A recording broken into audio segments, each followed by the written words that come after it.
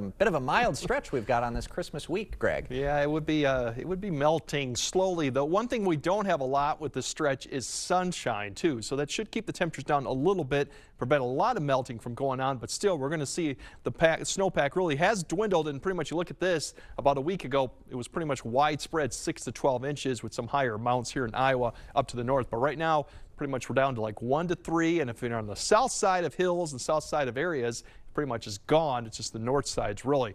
We're going to keep dwindling this. We're not going to add much, but it's going to be a slow melt. So we'll see if we keep any of this around to Christmas. I think some will remain, but not a lot. Really, the Arctic air is locked well up to the north. It gives you a 3D look. As you look at the temperatures kind of stacked all the way up to purple, that means very cold conditions. It's well to the north. We have the milder conditions here overall. The whole U.S. pretty much has it too right now.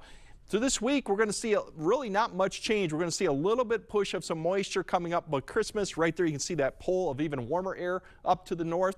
Then after Christmas, we're going to see a slug of really Arctic air come really barreling down the area after Saturday night into Sunday. You can see that swinging through the area too. Now, the good news is we don't have much of a snowpack to go with it, so temperatures are going to get cold, but not as cold as you would expect with snow on the ground.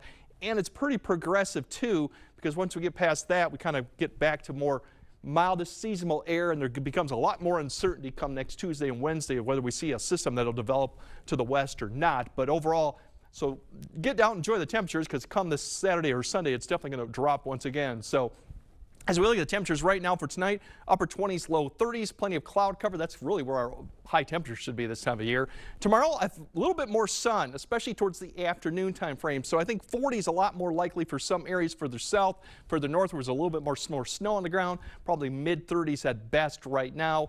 As we go into Wednesday now, it's going to get more cloud cover, so temperatures overnight will probably stay up there a little bit. You can see upper to mid to upper 20s, less cloud cover to start off with.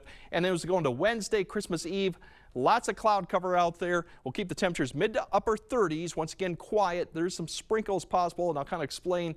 We got some weak systems coming through, but it's going to be a very moist atmosphere going into Wednesday night and Christmas too. And on Christmas, really, it's a cloud cover situation that goes on.